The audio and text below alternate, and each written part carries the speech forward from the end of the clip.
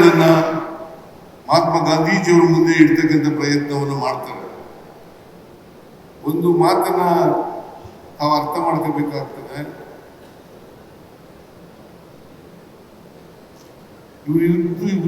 ಇವರ ಸಂವಾದದಲ್ಲಿ ಮಹಾತ್ಮ ಗಾಂಧೀಜಿಯವರು ಹೇಳ್ತಾರೆ, ನೋಡಿ ಅಲ್ಲಿ ಒಂದು ಮಾವಿನ ಮರ ಇದೆ, ಮಾವಿನ ಮರದ ಎಲೆಗಳು ಬೇರೆ ಬೇರೆ ರೂಪದಲ್ಲಿದ್ದಾವೆ, ಮತ್ತೆ ಗಾತ್ರದಲ್ಲಿದ್ದಾವೆ. ಆದರೆ ನಮ್ಮ ದೇಶದ ಧರ್ಮ ಮತ್ತು ಜಾತಿ ಇದೆಯಲ್ಲ, ಅದು ಕೂಡ ವೈವಿಧ್ಯತೆಗಳನ್ನ ಕಂಡಿದೆ ಅಂತಕ್ಕಂಥ ಮಾತುಗಳನ್ನ ಹೇಳ್ತಾರೆ. ಆದರೆ ನಾರಾಯಣ ಗುರುಗಳು ಹೇಳ್ತಾರೆ ಒಂದು ಮಾತನ್ನ, ಆ ಎಲೆಗಳ ರಸ ಇದೆಯಲ್ಲ ಅದು ಒಂದೇ ರುಚಿಯಿಂದ ಕೂಡಿರ್ತಕ್ಕಂಥ ಎಲೆಗಳು, ಒಂದೇ ರುಚಿಯಿಂದ ಕೂಡಿದಂಥ ಎಲೆಗಳು. ಅದರಿಂದ ಮಾವಿನ ಎಲೆಗಳು ವಿವಿಧ ರೂಪದಲ್ಲಿರ್ಬೋದು, ಆದರೆ ರಸ ಮಾತ್ರ ಒಂದೇ ಅಂತಕ್ಕಂಥ ಮಾತುಗಳನ್ನು ಹೇಳ್ತಾರೆ.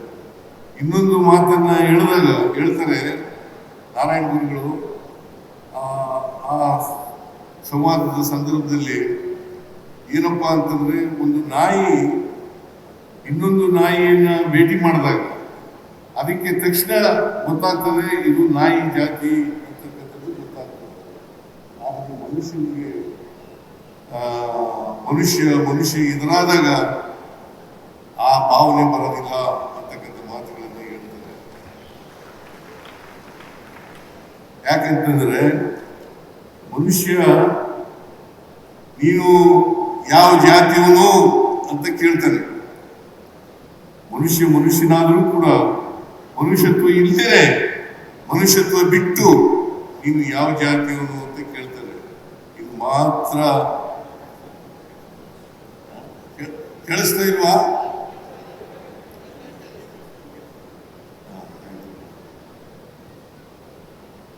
ನಾಯಿ ಮೃಗಗಳು, ಅದು ಒಂದು ಮೃಗ.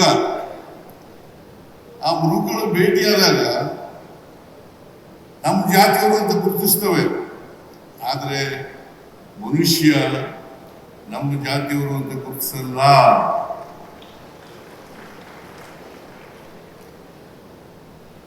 ಅದಕ್ಕೋಸ್ಕರ ನಾವು ತಿಳ್ಕೋಬೇಕು, ಜಾತಿ ಇದೆಯಲ್ಲ,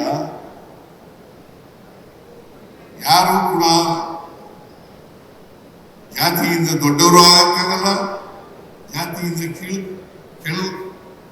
ಕೀಳು ಇಲ್ಲ. ಆದರೆ ಅವರ ವ್ಯಕ್ತಿತ್ವ ಇವತ್ತು ಸಮಾಜದಲ್ಲಿ ಅಳಿತಕ್ಕಂಥದ್ದು ಅವರ ಜಾತಿಯಿಂದಲೇ ಅಂತಕ್ಕಂಥದ್ದನ್ನ ಅರ್ಥ ಮಾಡ್ಕೋಬೇಕಾಗ್ತದೆ. ಅದಕ್ಕೋಸ್ಕರವಾಗಿ ನಾರಾಯಣ ಗುರುಗಳು ಮಹಾತ್ಮ ಗಾಂಧೀಜಿಯವರು, ಯಾಕಂತಂದ್ರೆ ಮಹಾತ್ಮ ಗಾಂಧೀಜಿಯವರು ಜಾತಿ ಧರ್ಮಗಳ ಬಗ್ಗೆ ಅವ್ರಿಗೆ ಇದ್ದಂಥ ಭಾವನೆಗಳನ್ನ ತೊಡೆದಾಕ್ತಕ್ಕಂಥ ಪ್ರಯತ್ನವನ್ನ ನಾರಾಯಣ ಗುರುಗಳು ಮಾಡ್ತಾರೆ ಅಂತಕ್ಕಂಥದ್ದನ್ನ ಅವರ ಸಂವಾದದಿಂದ ನಾವು ಅರ್ಥ ಮಾಡ್ಕೋಬೇಕಾಗ್ತದೆ.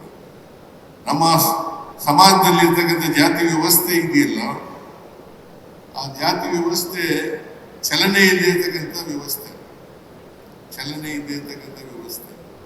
ಅದಕ್ಕೋಸ್ಕರನೇ ಜಡತ್ವದಿಂದ ಕೂಡಿರ್ತಕ್ಕಂಥ ಜಾತಿ ವ್ಯವಸ್ಥೆ ಇದೆಯಲ್ಲ, ಈ ವ್ಯವಸ್ಥೆ ಬದಲಾವಣೆ ಆಗ್ಬೇಕು ಅಂತಕ್ಕಂಥದ್ದನ್ನೇ ನಾವು ಕಾಣಲಿಕ್ಕೆ ಸಾಧ್ಯ ಆಗ್ತದೆ. ಈ ವ್ಯವಸ್ಥೆ ಬದಲಾವಣೆ ಆಗ್ಬೇಕಾದ್ರೆ ನಾವೆಲ್ಲರೂ ಕೂಡ ಮನುಷ್ಯರಾಗಿ ಬಾಳ್ತಕ್ಕಂಥ, ಮನುಷ್ಯತ್ವದಿಂದ ಕೂಡಿರ್ತಕ್ಕಂಥ ಸಮಾಜವನ್ನು ಕಟ್ತಕ್ಕಂಥ ಕೆಲಸವನ್ನ ಮಾಡಬೇಕು. ಒಮ್ಮೆ ರವೀಂದ್ರನಾಥ ಟ್ಯಾಗೋರ್ ಭೇಟಿ ಕೊಟ್ಟಿರ್ತಾರೆ ಇವರಿಗೆ ಇಲ್ಲಿಗೆ. ರವೀಂದ್ರನಾಥ ಟ್ಯಾಗೋರ್ ಅವರು ಶಿವಗಿರಿಗೆ ಭೇಟಿ ಕೊಟ್ಟಿರ್ತಾರೆ. ಆಗ ಅವ್ರು ಹೇಳ್ತಾರೆ, ಸಂದರ್ಶಕರ ಪುಸ್ತಕದಲ್ಲಿ ಬರೀತಾರೆ, ಏನಂತ ಬರೀತಾರೆ ಅಂತಾನೆ, ನಾನು ದೇಶ ಪರ್ಯಟನೆಯನ್ನ ಮಾಡಿದ್ದೇನೆ, ಆದರೆ ಇವ್ರಿಗಿಂತ ನಾರಾಯಣ ಗುರುಗಳಿಗಿಂತ ಶ್ರೇಷ್ಠರಾದಂಥ ಗುರುಗಳು ಮಹಾತ್ಮರು ಎಲ್ಲೂ ಸಿಕ್ಕಲ್ಲ, ಅಥವಾ ಇವರಷ್ಟು ಸಾಮರ್ಥ್ಯ ಇರ್ತಕ್ಕಂಥ ಗುರುಗಳು ಕೂಡ ಇಲ್ಲ ಅಂತಕ್ಕಂಥ ಮಾತುಗಳನ್ನ ಹೇಳಲಿಕ್ಕೆ ಬಯಸ್ತಾರೆ. ಅಂದ್ರೆ ನಾರಾಯಣ ಗುರುಗಳು ಒಬ್ಬ ಶ್ರೇಷ್ಠ ಮಹಾತ್ಮರಾಗಿದ್ರು ಅಂತಕ್ಕಂಥ ಮಾತುಗಳನ್ನ ಅದಕ್ಕೆ ಇವರು ಯಾವುದೇ ಜಾತಿ ಧರ್ಮ ಸೇರಿರಲಿಲ್ಲ ಅಥವಾ ಬಿಲ್ಲವ ಜನಾಂಗಕ್ಕೂ ಸೇರಿರಲಿಲ್ಲ. ಆಕಸ್ಮಿಕವಾಗಿ ಬಿಲ್ಲವ ಜನಾಂಗದಲ್ಲಿ ಹುಟ್ಟಿದ್ದು ಅಷ್ಟೇನೆ. ಆದರೆ ಕೇರಳದಲ್ಲಿ ಜಾತ್ಯತೀತವನ್ನ ನಿರ್ಮಾಣ ಮಾಡಲಿಕ್ಕೆ ಹೋರಾಟ ಮಾಡ್ತಕ್ಕಂಥ ಕೆಲಸವನ್ನ ಅವರು ಮಾಡ್ತಾರೆ ಅಂತಕ್ಕಂಥದ್ದನ್ನ ಇವತ್ತು ನಾವು ಎಲ್ಲರೂ ಕೂಡ ಅರ್ಥ ಮಾಡ್ಕೋಬೇಕಾಗ್ತದೆ. ಅವರು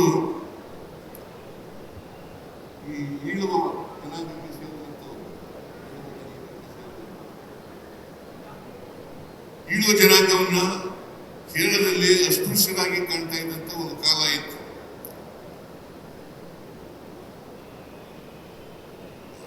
ಆ ಅಸ್ಪೃಶ್ಯತೆಯನ್ನು ತೊಡೆದಾಕ್ಲಿಕ್ಕೋಸ್ಕರವಾಗಿ ಪ್ರಯತ್ನವನ್ನ ನಾರಾಯಣ ಗುರುಗಳು ಮಾಡ್ತಾರೆ ಅಂತಕ್ಕಂಥದ್ದನ್ನ ಇವತ್ತು ನಾವು ಅರ್ಥ ಮಾಡ್ಕೋಬೇಕಾಗ್ತದೆ.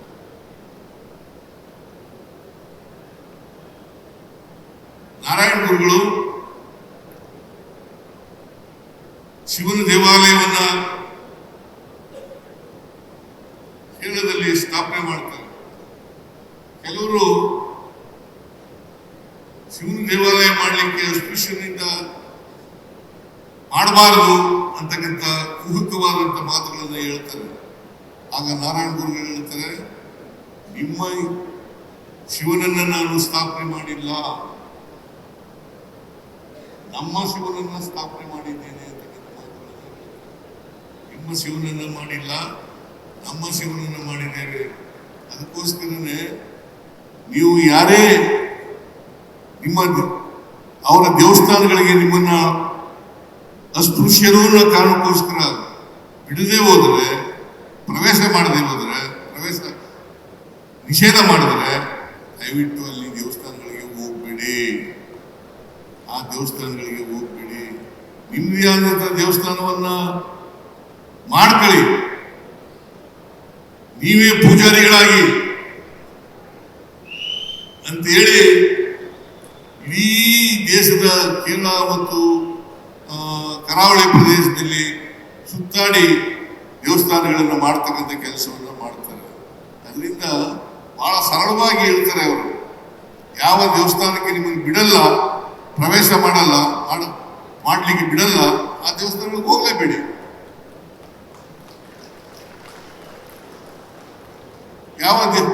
ನೀವೇ ಒಂದು ದೇವಸ್ಥಾನವನ್ನು ಕಟ್ಕೊಳ್ಳಿ, ನೀವೇ ಪೂಜಾರಿಗಳಾಗಿ, ಅದು ನಿಂತಿವರೇನೆ. ಸೊ ಆ ಥರ ಮಾಡ್ತಕ್ಕಂಥದ್ದು ಬಹುಶಃ ಜಗತ್ತಿನಲ್ಲಿ ಇವರು ಒಂದು ಇತಿಹಾಸವನ್ನು ನಿರ್ಮಿಸಿದ್ದಾರೆ ಅಂತಕ್ಕಂಥ ಮಾತುಗಳನ್ನು ಹೇಳಲಿಕ್ಕೆ ಬಯಸ್ತಾ ಇದ್ದಾರೆ.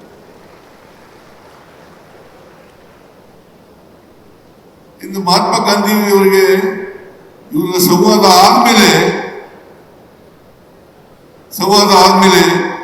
ಜಾತಿ ಮೇಲೆ ಇದ್ದಂತ ತಿಳುವಳಿಕೆ, ಧರ್ಮದ ಮೇಲೆ ಇದ್ದಂತ ತಿಳುವಳಿಕೆ ಅದು ಬದಲಾವಣೆ ಆಗ್ತದೆ ಅಂತಕ್ಕಂಥ ಮಾತುಗಳನ್ನು ಕೂಡ ನಾವು ನೋಡ್ಲಿಕ್ಕೆ ಸಾಧ್ಯ ಆಗ್ತದೆ. ಅದರಿಂದ ಈ ಸಂವಾದ ಇದೆಯಲ್ಲ, ಇದು ಒಂದು ಹಿಸ್ಟಾರಿಕಲ್ ಡಿಸ್ಕಷನ್. ಅದಕ್ಕೆ ನಾವು ಐತಿಹಾಸಿಕ ಸಂವಾದ ಅಂತ ಹೇಳಿ ಕರೆಯೋದು. ಈ ಸಂವಾದದ ನಾವೆಲ್ಲ ಅರ್ಥ ಮಾಡ್ಕೋಬೇಕಾಗಿರ್ತಕ್ಕಂಥದ್ದು, ಜಾತಿ ಹೋಗ್ಬೇಕು, ಧರ್ಮ ಹೋಗ್ಬೇಕು, ನಾವೆಲ್ಲರೂ ಕೂಡ ಮನುಷ್ಯರಾಗಿ ಬಾಳ್ತಕ್ಕಂಥ ಕೆಲಸವನ್ನು ಮಾಡ್ತೇವೆ. 2000